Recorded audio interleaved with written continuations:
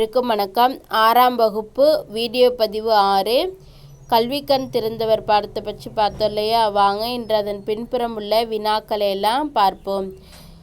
மதிப்பீடு. சரியான விடையை தேர்ந்தெடுத்து எழுதுக. பள்ளிக்கூடம் செல்லாததற்கு ஆடு மேய்க்கும் சிறுவர்கள் கூறிய காரணம். பள்ளிக்கூடம் செல்லாமல் இருக்கிறதுக்கு ஆடு மேய்க்கும் சிறுவர்கள் என்ன காரணம் சொன்னாங்க அப்படின்னு கேட்டிருக்காங்க. ஆடு மேய்க்க ஆள் இல்லை, வழி தெரியவில்லை, ஊரில் பள்ளிக்கூடம் இல்லை, பேருந்து வசதி இல்லை. என்ன காரணம் சொன்னாங்க? அவன்னா ஊரில் பள்ளிக்கூடம் இல்லை.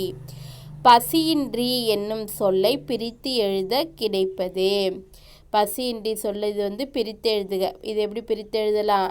பசி ப்ளஸ் இன்றி.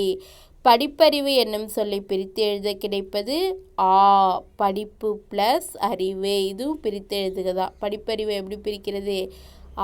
படிப்பு ப்ளஸ் அறிவு.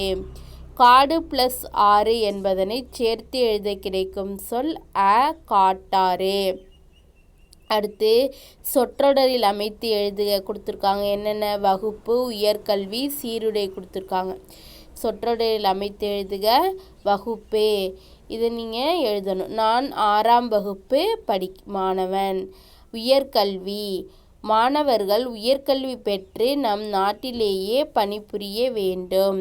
சீருடை, பள்ளிக்கு சீருடையில்தான் செல்ல வேண்டும்.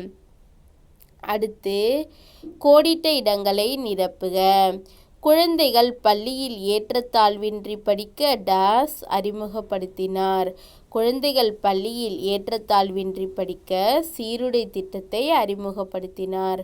காமராசரை கல்விக்கண் திறந்தவர் என மனதார பாராட்டியவர் டாஷ்.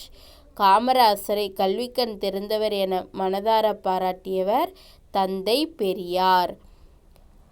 அடுத்து குருவினா.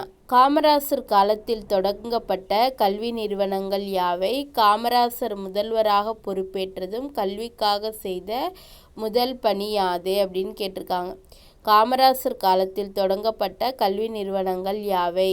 காமராசர் காலத்தில் தொடங்கப்பட்ட கல்வி நிறுவனங்கள் பொறியியல் கல்லூரிகள், மருத்துவக் கல்லூரிகள், கால்நடை மருத்துவக் கல்லூரிகள், ஆசிரியர் பயிற்சி நிறுவனங்கள்.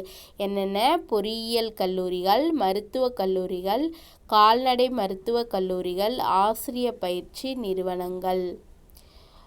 அடுத்து காமராசர் முதல்வராக பொறுப்பேற்றதும் கல்விக்காக செய்த முதல் பணி யாது?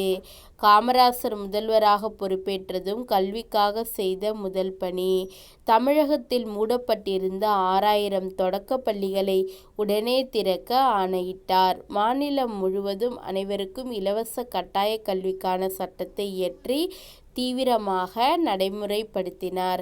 அதாவது காமராஜர் முதல்வராக பொறுப்பேற்றதோ முதல்ல தமிழகத்தில் மூடப்பட்டிருந்த 6000 தொடக்க பள்ளிகளை உடனே திறக்க ஆணையிட்டார்.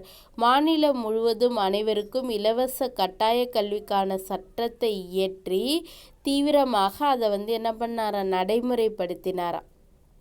அடுத்து சிறுவினா கொடுத்துருக்காங்க.